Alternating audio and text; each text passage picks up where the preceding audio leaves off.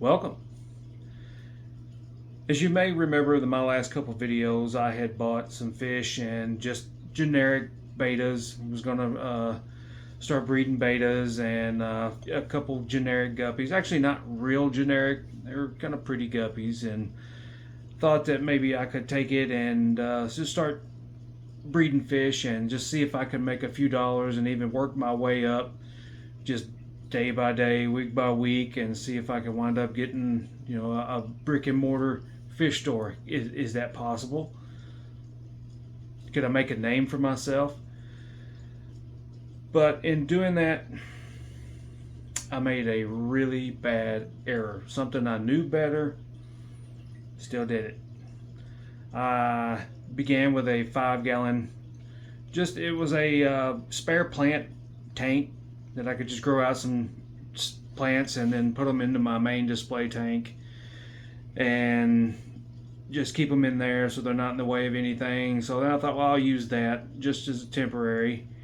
And so I'd kind of planned this out for a few weeks. Actually quite a few weeks, I've been feeding that tank.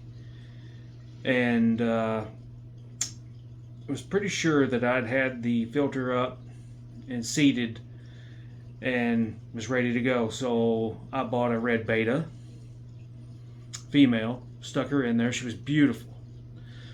And I don't think I'll ever find another one that looked like that. That was an amazing female beta. And she lived in there for a week and a half, maybe even 2 weeks.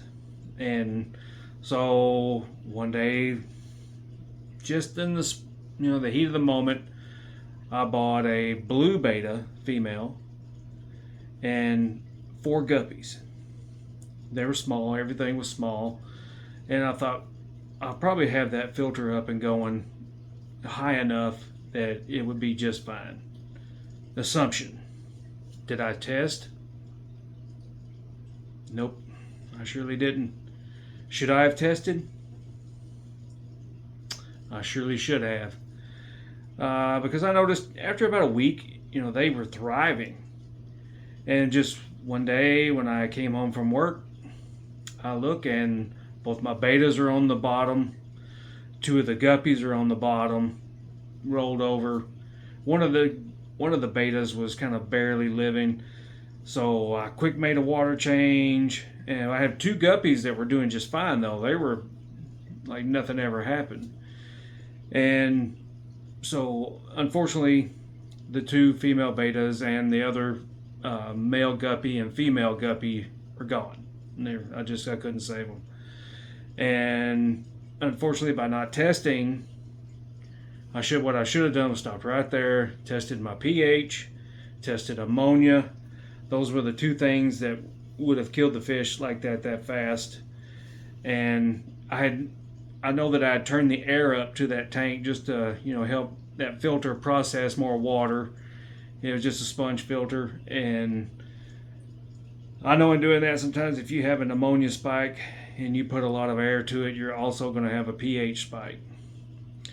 And so, but I have no proof that that's what happened. I made a huge water change. Unfortunately, the other beta that was just barely living passed shortly after that. And so that could have still been a pH change. It was just too much for it when we went back the other way.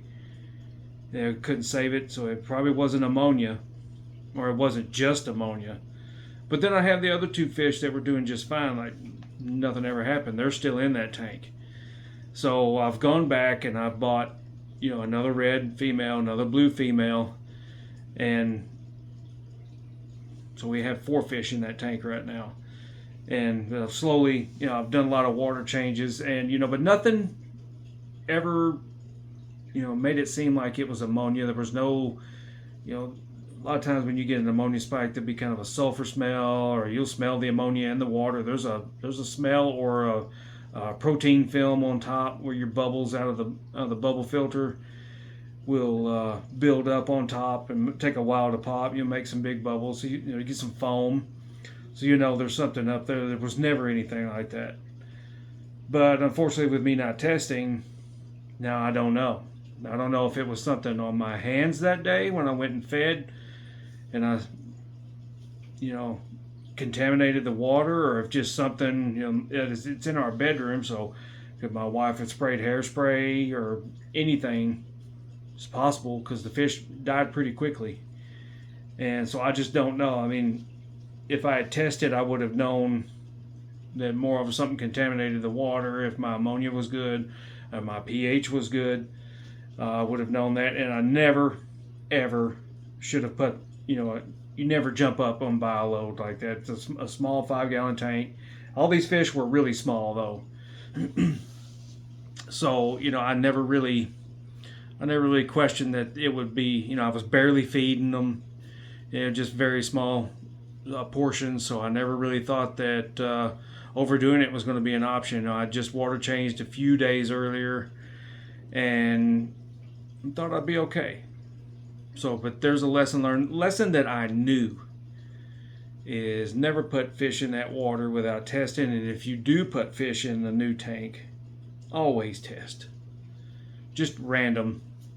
Those random tests that you do that you just think, just an ammonia test and a pH test. If you didn't do the nitrates and nitrites, no big deal. The ammonia and pH were the two main things I should have been testing for. And just lazy, I guess. I knew better. I have the test here to test it, but I didn't. And I just assumed that my filter was seeded because I had, seeded it with some other filters before I ever started this, and I've been feeding that tank pretty hard. But, I also have Aquasoil in there, which I know Aquasoil could have a little bit of ammonia in it, and but it's been in there a while. But could all of that I don't know. I don't know what happened. And unfortunately, and that's just a lesson I want to pass on to you is, even if you have an established tank, every once in a while just test.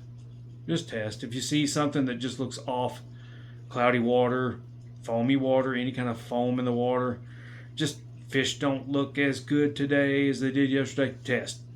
Just quick. Probably wouldn't have taken 5 minutes. And,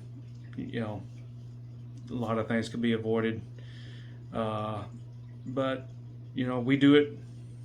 I've been keeping fish all my life and new to test, and it's just, things have been kind of hectic in my life here lately, and sometimes you just don't want to take the time. You just, don't have the time, and then this is what happens.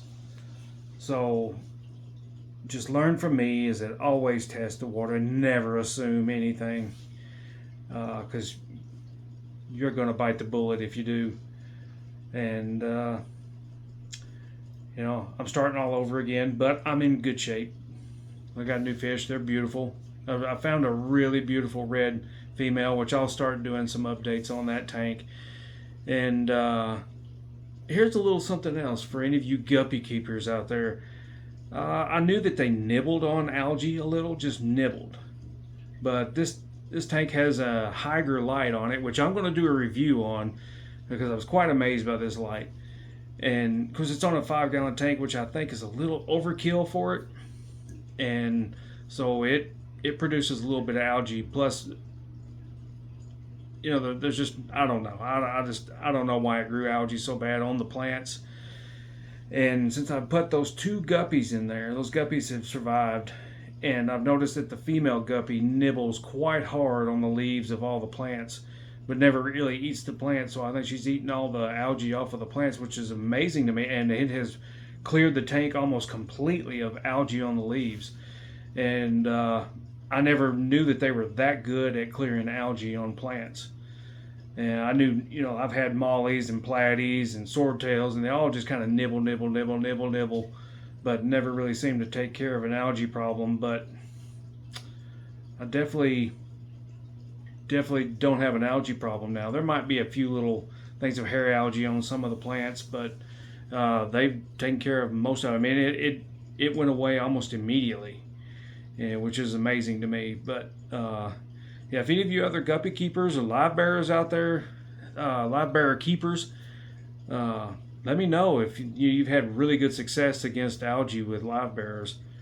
And I know Molly's used to eat quite a bit of it, but I never would have suspected anything, which may take me back because I always brag on under gravel filter.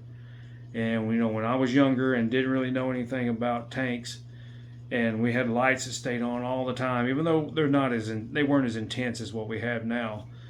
I never had algae, even with all the a light that stayed on sometimes because I was a kid. I like to look at my fish 24 hours a day. It stayed on, and just never grew algae.